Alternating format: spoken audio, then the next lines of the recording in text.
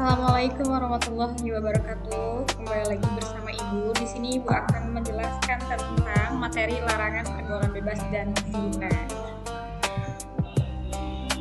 Nah, tujuan pembelajaran kali ini, anak-anak diharapkan dapat membaca ayat Al-Quran dengan tartil dan hadis tentang larangan pergaulan bebas dan perbuatan zina. Lalu peserta didik mampu menghafal dengan fasih dan lancar ayat Al-Quran dan hadisnya.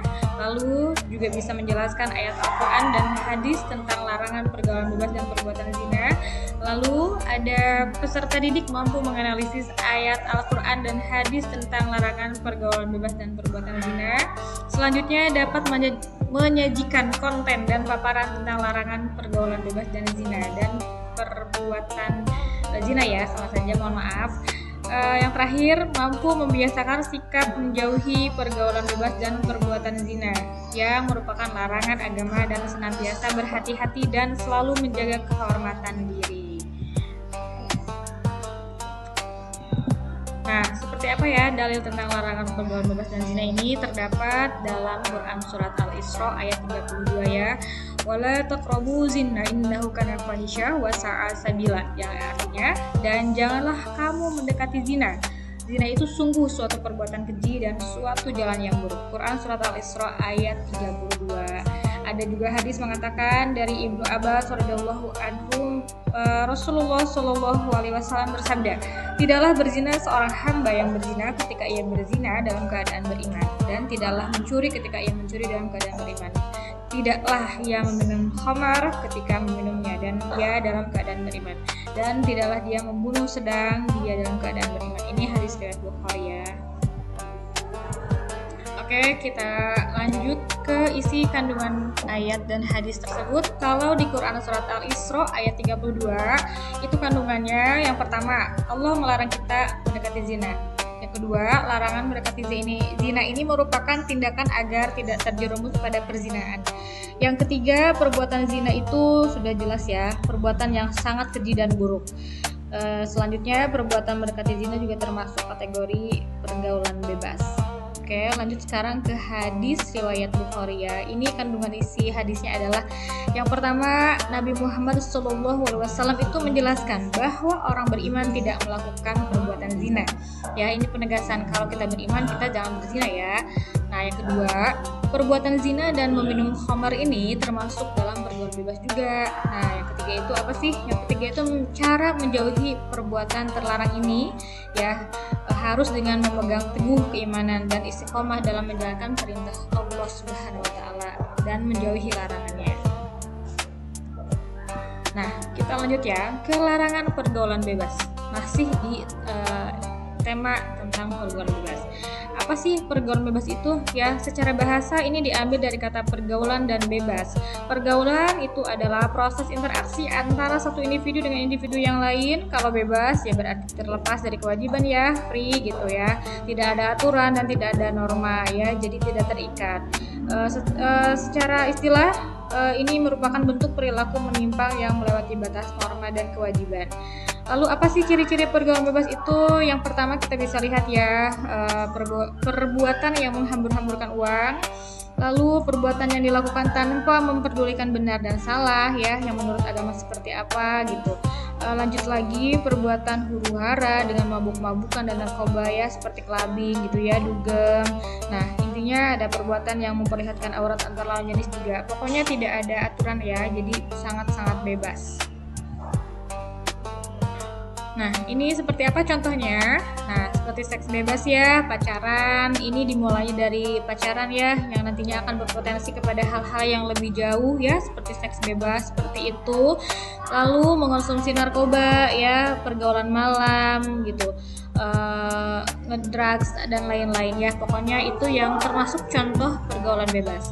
Sebab-sebabnya itu akan apa sih bisa melakukan pergaulan bebas? Nah, pertama bisa dilihat ya, dangkalnya keislaman dan keimanan seseorang, itu yang pertama. Yang kedua, kurangnya kontrol atau pengendalian diri ya dalam memilih pergaulan. Lalu kurangnya perhatian dan kepedulian keluarga, ketidakpedulian lingkungan sekitar atas terjadinya kemaksiatan. Nah, ini yang terakhir, tidak memahami akibat dan bahaya pergaulan bebas bagi masa depan.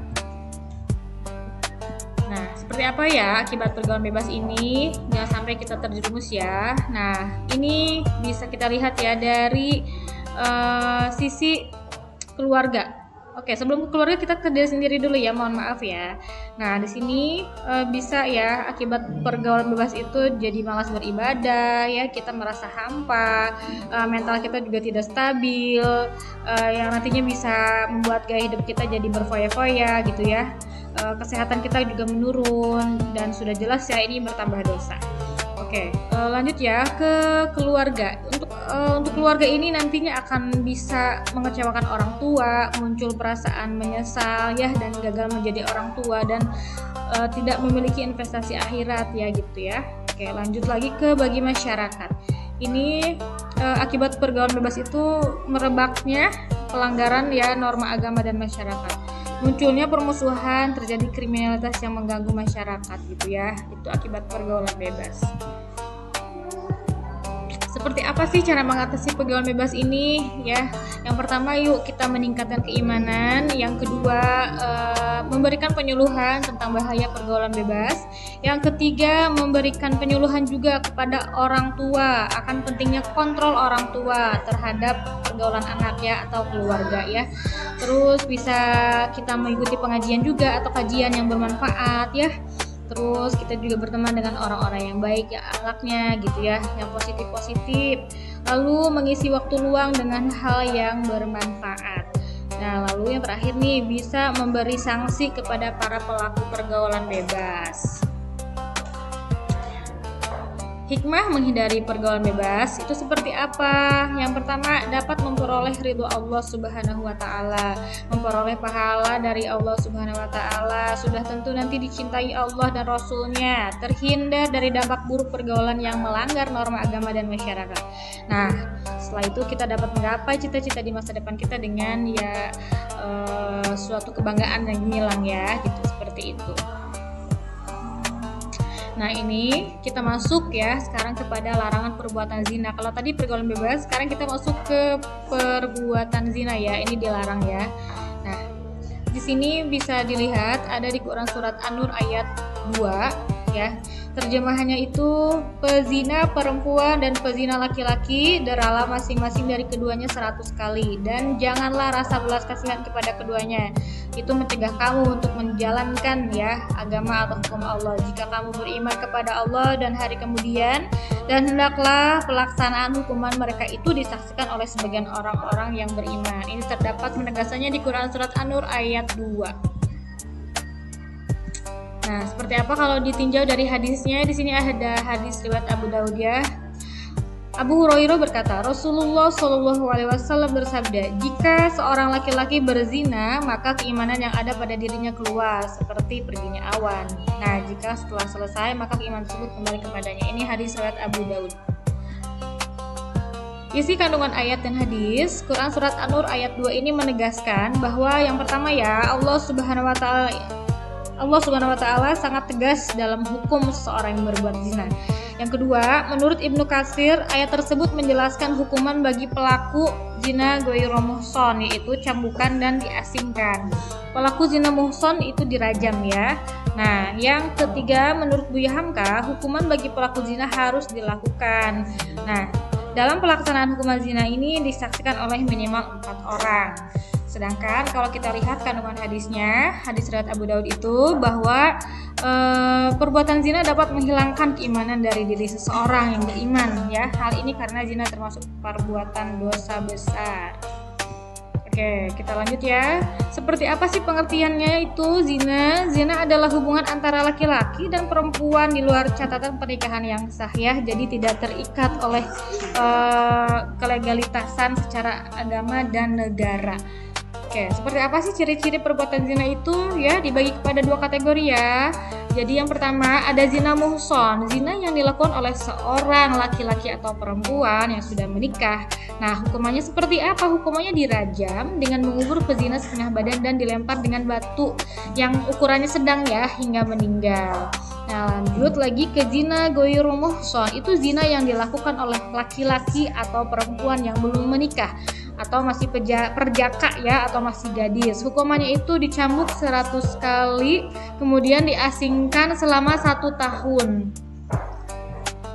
Akibat perbuatan zina akan dilaknat Allah Subhanahu wa taala ya, dan rasulnya sebelum bertobat dan menjalankan hukuman. Auzubillahi min dzalik ya. Nah, yang kedua nih, jelas ya, tentu menghancurkan masa depan kita ya. Auzubillahi min dzalik. Yang ketiga, merusak keturunan yang sah apabila melahirkan anak ya. Jadi merusak nasab juga ini ya, bila dilakukan lebih dari 1 laki-laki dan akan tadi ya mengaburkan nasab gitu. Tidak jelas nasabnya. Lalu ada lagi mendorong perbuatan dosa yang lainnya sudah tentu ya gitu, menimbulkan berbagai jenis penyakit kelamin ya, seperti HIV, gonore gitu, dan sifilis ya, pokoknya menyeramkan sekali ya. Nah, lalu ini bisa terjerat hukuman rajam hingga mati atau dicambuk 100 kali dan diasingkan ya. Lalu ada lagi menanggung hukuman sosial dari masyarakat ya, yang sudah tentu nanti akan diberikan jaz yang atau cap yang tidak baik ya gitu. Nasab keturunan dari hasil zina ini kan jadi tidak jelas sehingga anak tidak mendapatkan warisan. Seperti apa sih cara menjauhi perbuatan zina? Yang pertama, segera menikah jika telah mampu ya. Yang kedua, menjauhkan diri dari tempat-tempat maksiat. Nggak usah tuh didatengin ya tempat-tempat yang akan berpotensi untuk kita maksiat ya gitu ya, jangan ya. Nah, lanjut, jangan mendekati hal-hal yang menjerumus kepada perbuatan zina. Ini yang paling penting dijauhi adalah pacaran ya. Pacaran itu kan tidak boleh ya. Nah, memilih teman bergaul yang baik akhlaknya. Jadi nanti akan terbawa ya kita itu. Lalu yang selanjutnya adalah membaca buku-buku keislaman khususnya tentang bahaya zina seperti apa ya, biar tahu. Nah, lanjut lagi membaca Al-Quran dan hadis tentang mudarat berzina ya. Tidak ada faedahnya ya, yang ada hanya mudarat ya, atau ketidakbermanfaatan ya gitu. Ada lagi mendengarkan nasihat ulama dan dibiasakan puasa sunnah ya untuk menekan nafsu. Nah, ini kita lanjut ya kepada hikmah perbuatan, hikmah menjauhi perbuatan zina. Nah, yang pertama nih, Allah akan meridhoi ya perbuatan yang kita lakukan kalau kita menghindari perbuatan zina tuh ya. Oke, yang kedua, kelak akan mendapatkan syafaat ya atau pertolongan dari Rasulullah SAW ya, karena kita menaatinya. Yang ketiga, dapat menjaga keturunan dari ketidakjelasan nasab. Yang keempat, menjaga kesucian, kehormatan diri ya, martabat diri tentunya untuk diri sendiri dan keluarga. Lalu terpeliharanya dari penyakit yang disebabkan oleh perzinaan ya gitu, itu kan sangat menyeramkan sekali. Nah, yang terakhir ini insya Allah ya kita terhindar dari kejahatan-kejahatan yang lainnya. Nah, kesimpulannya seperti apa? Allah Subhanahu wa taala itu kan mengharamkan umat Islam ya untuk melakukan perbuatan pergaulan bebas dan perbuatan zina itu ya. Hal ini karena kedua perilaku tersebut memiliki banyak kerugian dan jelas tidak ada manfaatnya. Dari itu wajib sekali bagi kita untuk menjauhi perbuatan tersebut dengan meningkatkan keimanan dan memilih pergaulan dan lingkungan yang baik dan bermanfaat. Oke, terima kasih ya anak-anak yang soleh-soleha. Wassalamualaikum warahmatullahi wabarakatuh.